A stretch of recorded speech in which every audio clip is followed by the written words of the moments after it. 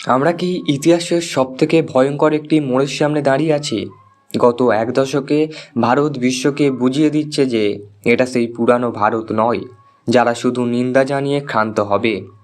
Surgical strike থেকে বালাকোট, ভারত প্রমাণ করছে তারা ঘরে ঢুকে মারতে জানে।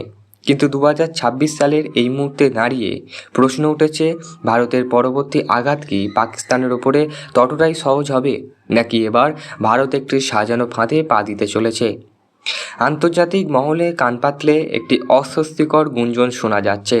একজন প্রাক্তন ঝানু কূটনৈতিকবিদ দাবি করছেন ভারতের পরবর্তী পদক্ষেপ হতে চলেছে ভারতের ইতিহাসে সবথেকে বড় অগ্নিপরীক্ষা। কেন?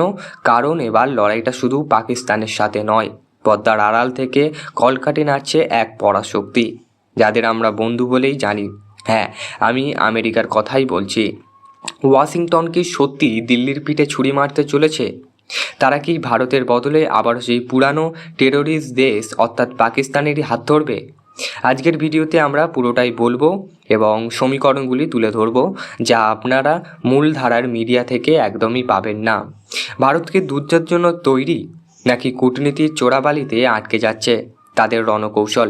চলুন পুরোটাই বলছি। 2016 সালের সার্জিক্যাল স্ট্রাইক বা 2019-এর বালাকোটের সময় পরিস্থিতিতে ভারতের জন্য যতটা অনুকূল ছিল, আজ পরিস্থিতি তার থেকে 180 ডিগ্রি আলাদা। এর প্রধান কারণ হচ্ছে এলিমেন্ট অফ সারপ্রাইজ বা আকস্মিকতা। পাকিস্তান এখন ভারতের প্রতিটি মুভমেন্ট, ড্রোন এবং আধুনিক র্যাডারের মাধ্যমে 24 ঘন্টা নজর রাখছে। শুধু তাই নয়, চীন এখন সরাসরি পাকিস্তানের প্রতিরক্ষা ব্যবস্থায় তাদের সাথে আধুনিক সেন্সর ইন্টিগ্রেট করে দিয়েছে। ভারতের জন্য দ্বিতীয় চ্যালেঞ্জ হচ্ছে পাকিস্তান বর্তমানে অর্থনৈতিক অবস্থা। আপনারা হয়তো ভাবছেন যে দেশ দেউলিয়া, তারা আবার লড়াই করবে কী করে? এখানেই টুইস্ট। ইতিহাস সাক্ষী আছে, যখন কোনো দেশের অভ্যন্তরীণ চরম অরাজকতা চলে, তখন সেখানকার শাসকরা জনরোষ থেকে বাঁচতে যুদ্ধের পথ বেছে নেয়। পাকিস্তান এখন ঠিক সেই ডেসপারেটের মোডে আছে। ভারত যদি আজ কোনো ছোটোখাটো আঘাতও করে, পাকিস্তান সেটাকে একটি পূর্ণাঙ্গ যুদ্ধের অজুহাত হিসেবে ব্যবহার করতে পারে, যাতে তারা আন্তর্জাতিক সিম্প্যাথি পায়। পাকিস্তানের কাছে আছে বা আটা কেনার টাকা নেই, কিন্তু ভারত নিয়ে বড় বড় ভাষণ দেওয়ার এনার্জি তারা কোথা থেকে পায়, সেটা কি আপনারা কখনো ভেবেছেন? কমেন্টে অবশ্যই জানান। এবার আসি সবথেকে সেন্সিটিভ পয়েন্টে, আমেরিকা। যারা নিয়মিত ভূ রাজনীতি দেখেন তারা জানেন আমেরিকা কোনো স্থায়ী বন্ধু নেই, আছে স্থায়ী স্বার্থ।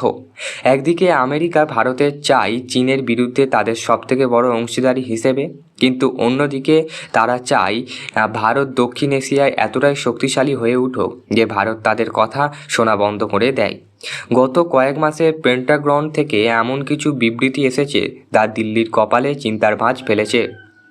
আমেরিকা কি আবার পাকিস্তানের F-16 ফাইটার জেটে রক্ষণাবেক্ষণ বা আর্থিক সহায়তার প্যাকেজ দেবে?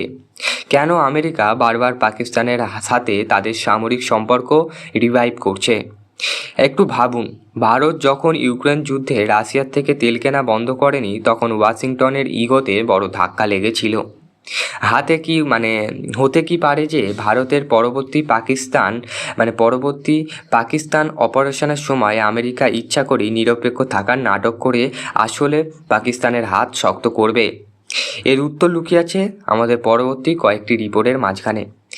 ভারত কি তবে হাত গুটিয়ে বসে থাকবে? একদমই নয়।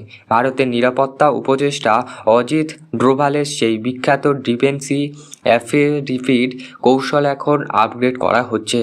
ভারত এখন আর কেবল সীমানায় গিয়ে বোমা ফেলবে না, ভারতের পরবর্তী অ্যাটাক হবে multi dimensional. Pakistan power grid এবং যোগাযোগ ব্যবস্থা নিমেষেই স্থবির করে দেওয়ার ক্ষমতা ভারত এখন রাখে, সাইবার অ্যাটাকের মাধ্যমে। FATF থেকে শুরু করে আন্তর্জাতিক লোন পর্যন্ত ভারতের কূটনীতি পাকিস্তানের চারদিক থেকে শ্বাসরোধ করে ধরবে। ইন্টারনাল ফ্র্যাকচার, বালুচিস্তান এবং খাইবার পাখতুনখাওয়ার পাকিস্তান যে অভ্যন্তরীণ সমস্যার মুখোমুখি হচ্ছে, ভারত কেবল সেই আগুনে একটু হাওয়া দিলেই কেল্লা ফতে। আপনি কি মনে করেন ভারতের উচিত সরাসরি যুদ্ধ করা, নাকি পাকিস্তানের ভেতর থেকে ভেঙে দেওয়া? ভারতের জন্য কোনটা সবথেকে লাভজনক?